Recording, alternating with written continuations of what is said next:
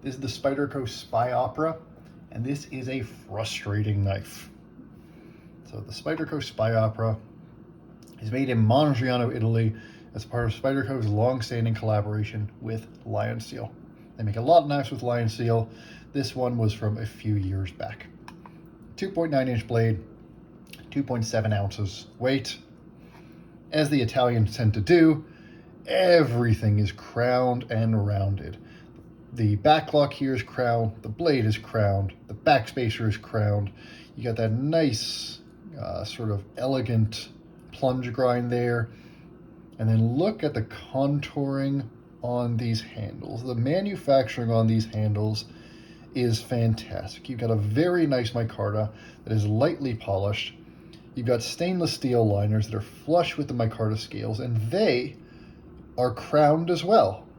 They meet the scales nicely and they're crowned. Your lanyard is crowned here. It's just everything is rounded off nicely. Other than the cutting edge, there is not a sharp edge on this whole thing. And that is what you tend to see from Italian knives. You see a lot of these same features when Giant Mouse has their knives made in Italy, which I believe is by Fox, so some of them could be Lion Steel for all I know. You see the exact same features there. That is just how the Italians tend to do knives. There are a couple other interesting things about this knife. So first off, aesthetically, very different for Spyderco. Compare this to something like the Indela. This is a tool. This is utilitarian. Nothing about this is designed to be pretty. It's not designed to look bad, but looks are relatively secondary. As Sal Glusser likes to say, Spyderco makes knives for the eye, or for the hand, not the eye. This is a typical example of that. This knife is pretty. This knife is inoffensive. This knife with its micarta scales, you know, that nice brown old world color with how just rounded everything is, and you know, even more so when it's folded up like this. This is a very inoffensive object. This is an object that you could hand to a non-knife person and they wouldn't be threatened by it whatsoever. And when you think about the quote-unquote gentleman's knife, a lot of us don't have occasions to carry a quote-unquote gentleman's knife anymore, but really what you're thinking about is you're thinking about a knife that is inoffensive to non-knife people and still capable. And this is Spyderco's attempt to do just that. And from an aesthetic perspective, they've really nailed it. This is a classy looking object. This is a well refined object. Just everything about this feels a little bit luxurious in a way that Spyderco's typically don't. There's been that design eye and that finishing pass that purely for aesthetic purposes, not just for fit and finish purposes, that is sort of the Italian vibe in knife making. The other thing that's interesting here, so you don't see a pivot screw. And the pivot screw actually sits right around here.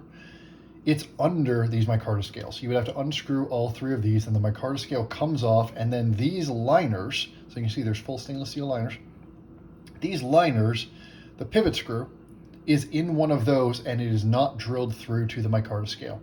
And again, gives a nice clean aesthetic here where you just have three equally sized screws on each side. A fourth here for the pocket clip. It just looks nice, and it's a nice little quirk that you don't see typically on Spyderco. Last little quirk is this is a backlock that you can actually flick out pretty easily and drop shut pretty nicely. Now, one thing to note when you drop it shut, typically a lot of Spydercos you're going to drop shut onto your finger. You can't really do that because you can see there's blade right there. And every time I will try to shake this one shut, I will cut myself. So this one here, to drop it, you kind of have to get it a little bit like that, and then I thumb it down. They don't have a choil here, they don't have anything, they've just got raw blade there, so there's not enough blade to not cut yourself when you drop it, but it's an easier action than a lot of Spyderco backlocks. And the reason for that, which you won't be able to see, but I'm going to show anyway, this is on bearings. This is a backlock on bearings. Almost every Spyderco backlock that you're aware of is going to be on washers. This one is on bearings, and you do feel it in the action. It feels like it's on little rollers. So it is just a little smoother, a little freer. It's a little more fun to actuate than a lot of typical Spyderco backlocks, which tend to be pretty utilitarian. They're smooth, they're fine, they're functional, but they're not fun. I kind of like them, but that's because I like the snappy click you get on the top and bottom. But you still get that click here. You still get, when it closes, great detent pulling it back in. When it opens, great snap at the top there. This is a fun lock. And then you look at the handle here, and it's a neutral handle, but it's not a straight handle. There's a little swoop, a little curve down there. And when you hold onto it, it's just very natural in the hand. 4 fingers for a relatively small knife. Thumb goes right up on that ramp, exactly what you expect. There's no choil, nowhere to put your finger up toward the blade, but you got enough of a little kick here for your pointer finger that it's secure. You can, climb up a little bit if you want to, get your thumb in the spider hole for, more detailed work. It's just, and because of that contouring, again, just to show you, the amount of contouring on those scales is the sort of thing you don't typically see from Spyderco. And because of that contouring and that relatively neutral handle design, this is just great in the hand. You just pick it up, and wherever you pick it up, it's just easy to hold on to. It's never something you're going to use for hard use. But the contouring also means that even though it's about as thick as a PM2, in fact, let me bring this out here. So here's the PM2, and if you compare this, it's a little less tall, but it's pretty similar. And if I open it up, you can see it is basically a little less tall than the PM2, but about the same size. So really, we're talking a slightly daintier PM2 here. The biggest difference is the blade thickness. This is 118,000 stock versus 118th on the Spyopera versus 145 for the PM2, though the handles as a whole are about the same thickness. The PM3 is a little thicker. Get that one out of here. But because of these smooth scales and because of that contouring, this is a dream in the pocket. You close this up and it feels like a fat pack of gum, and it just slides nicely in and out of the pocket. There is a lot to like about the design of the Spyopera, but you can sense the but coming, and there is a big but, and it's been from my experience and the experience of a lot of others, and it comes down to this right here. So this is M390 from Mangiano, Italy. And if you have followed Spyderco's forums and you follow just Spyderco on the internet, you know that Mangiano, Italy has a reputation for screwing up M390's heat treats. Giant Mouse has the same problem when they have their knives made in Italy, where the Italians, for whatever reason, seem to run their M390 soft. And when they run their M390 soft, it actually eliminates two of the properties, the two primary properties that we look to M390 for. We look to M390 because it is a steel with high edge retention and high corrosion resistance. I have not had corrosion issues per se with this one. I had a couple things that looked like corrosion, but honestly, I think a lot of that is just debris. But the edge retention on this knife has been terrible. The worst edge retention I've had on a Spyderco. Where it will dull in a single day of light duty cutting. And when I have taken it to sharpen, it has sharpened more quickly and easily than M390 has any right to. You'll hear folks that sharpen knives regularly talk about, steels feeling soft on the stones or feeling squishy on the stones. That's how this stuff feels. It kind of feels like I'm pushing around putty, not pushing around a hardened knife steel. I don't know exactly what HRC this is at, but this is very unimpressive M390. I don't think the geometry is bad. This, you see here, it's a flat grind. It's technically not a full flat grind because you've got a flat up here, but it's a decent flat grind, certainly for 118,000 thick stock. That should be enough to get down to a keen edge, and this is a 17-degree edge on there.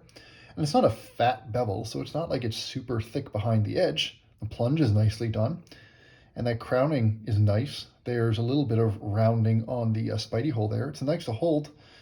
The blade shape is nice enough. It works well enough for anything that you would use a light little knife like this for. But the fact is, it just doesn't hold an edge. And my experience with the Spyopera has been that I have loved having it on me until it comes time to cut something. And then every time it comes time to cut something, I have been wishing that I had a different knife in my pocket. And that is kind of a problem for a pocket knife. If I compare this to, say, the Sage, this is the Sage 1 in Maximate and Cool G10. These are both 3-inch knives with 118 thousandths blade stock. They are not even in the same world when it comes to cutting ability. This one is elite. This one is as slicey and as useful as about anything that you're going to find on the market.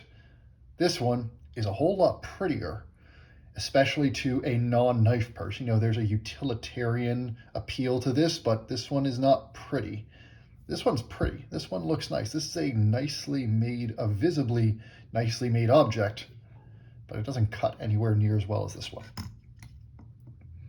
And that is really the summary of the Spyopera. It is a wonderfully designed little object. And when I look at the handle, and when I look at everything that you can see on this knife, the finishing looks great. There's lots of really nice little touches and quirks throughout.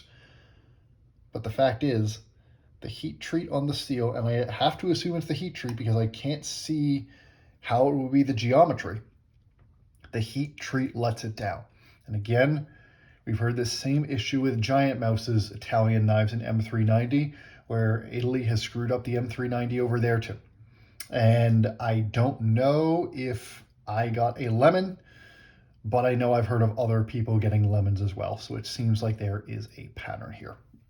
This is a perfect example of a knife that would benefit from a CQI effort from Spyderco, whether that is moving it from the Mangiano factory over to Seki City or Taichung, or just getting Mangiano to treat M390 to a higher hardness, or just treating it more effectively. There is a lot to like in this design, and it fits a very interesting and valuable niche in Spyderco's lineup. This is a true gentleman's knife in the way of the Chris Reeve Nandi, and a way that something like the Spyderco Chaparral isn't. You know, even most variants of the Chaparral still look utilitarian. You know, if you get the Raffir or some of the wood scales, it looks a little classier, but it still doesn't look nearly as classy as this guy. This is a great knife design-wise to hand to a non-knife person, or to bring out on an occasion where you're going to be around a lot of non-knife people, because it is a very inoffensive and, in fact, pleasant object to both have and hold. The problem is, in its current form, it just doesn't cut stuff that well. And at a retail price that is around $200, usually you can find it in a lot of retailers for a little bit under $200, and because people know about the performance of this steel, you can find it in the mid to even low hundreds on the secondary market. It's not expensive by Spyderco standards, but you're at a price point where you're expecting to get the performance you would want out of the steel that you're buying. And so that is where the Spyderco Spyopera sits. An excellently designed, but in practice disappointing knife. I mean, look at, I didn't even mention the lanyard hole. Like, this is a great lanyard hole. It's subtle, it's crowned, you don't even notice it. It fits with the design so seamlessly. There's so many nice design details on this, and the idea of a backlock on bearings is cool. This knife is cool. This knife is thoughtful. Somebody put a lot of time into figuring out how to design this knife, and then they botched the most important part, which is making sure it can actually cut things.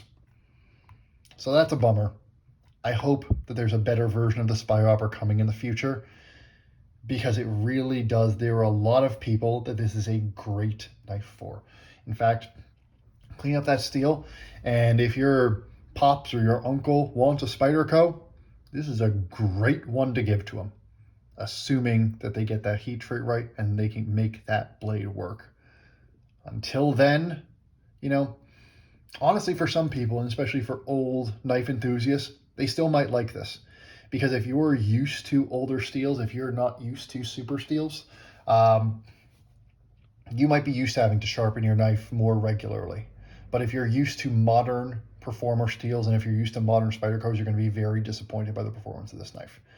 And so I think that's the summary of the Spyopera. Hope I didn't waste your time. Hope you enjoyed this. I'll see you again soon.